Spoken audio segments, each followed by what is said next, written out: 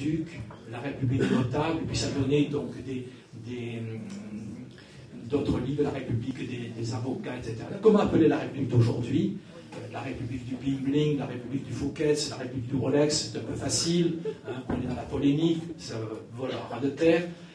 La République du faux-semblant, la République des promesses, la République donc du mirage, la République du bonneteau, la République de la prestidigitation, et vous allez voir que dans la réforme de la justice de demain, on va vous dire, je sais ce qu'on va vous dire, on va dire, mais c'est un rééquilibrage du périmètre du judiciaire.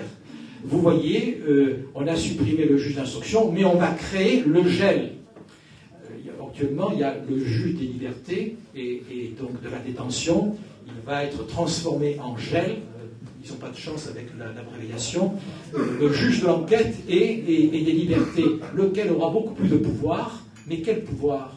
Comme j'essaie de l'expliquer mercredi dernier, quand il y a eu cette réunion sur l'appel des appels, il faut que vous imaginiez, et c'est très simple, j'en termine par là, que la justice est un grand bassin, pas plus, avec un robinet qui alimente et avec une borne d'évacuation.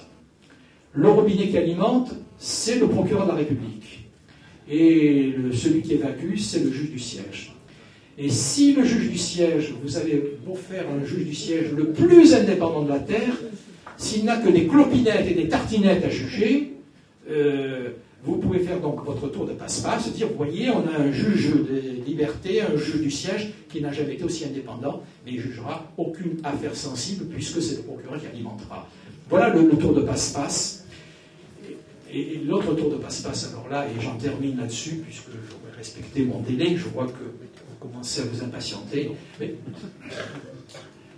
c'est ce que j'ai laissé entrevoir tout à l'heure, tout ça, toutes ces libertés, toutes ces lois liberticides, toute cette explosion de la garde à vue, toute cette multiplication des outrages à policiers, toute cette pression policière, non pas sur les malfaiteurs, non pas sur les truands, mais sur les braves gens.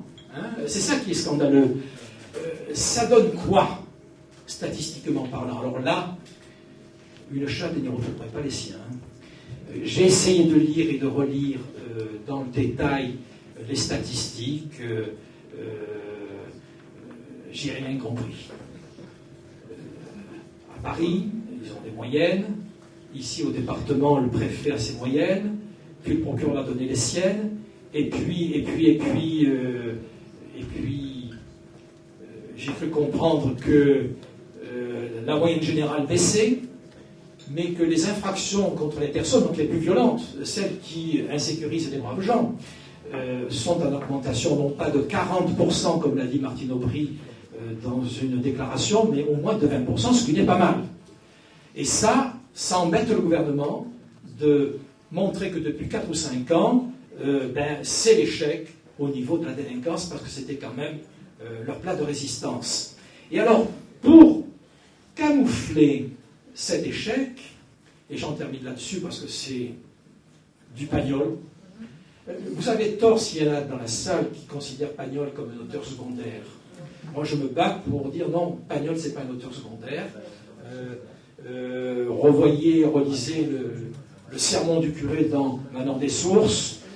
Vous voyez cette scène, c'est celle là-dessus que je voudrais terminer, de cet arbitre au milieu d'une partie de boules, et puis cet arbitre qui mesure donc les 2 boules en litige avec un élastique. Eh bien, ne riez pas, c'est pas du Pagnol, c'est pas la Provence, c'est une tentation universelle. Et je vais vous le démontrer dans un instant. Hortefeux, il avait du mal à présenter ses statistiques. Et, soit lui spontanément, soit on lui a suggéré, il a inventé un élastique qui s'appelle le quadrimestre. C'est-à-dire, jusqu'alors les statistiques étaient données mensuellement, trimestriellement, semestriellement, annuellement. Eh bien, il y avait certainement, dans ces experts qui examinaient les statistiques, quelqu'un qui s'est aperçu que les 2 mois du trimestre finissant était très bonne et que les 2 mois du trimestre commençant étaient très bonnes, et donc il a donné des statistiques quadrimestres. Voilà. Alors, ça veut dire quoi? Ça veut dire qu'ils ont échoué et qu'on nous a mis de la poudre aux yeux, on pourrait appeler la République de la poudre aux yeux. Et j'en terminerai en guise de conclusion parce que sur une pensée de Paul Valéry qui me tient à cœur, que je cite souvent dans mes exposés, qui est un texte que je porte pratiquement sur mon cœur de magistrat. D'ailleurs, c'est grâce à cette pensée de Valéry que j'ai réussi le concours d'entrée de la magistrature. Le sujet a dû faire flash dans mon esprit, et pendant 6 heures, donc j'aimerais bien me procurer la copie que j'ai produite ce jour-là. J'ai eu une très très bonne note, et comme c'est l'épreuve du premier jour, coefficient 5, bon, ça vous fait un bon matelas épidermique pour aborder ensuite les défaillances techniques dans des épreuves plus techniques.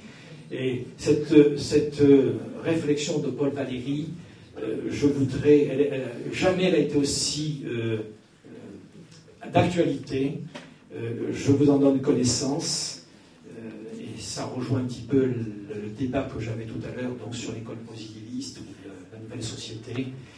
Quand elle coupe une tête, la société croit qu'elle extermine ce qui la blesse.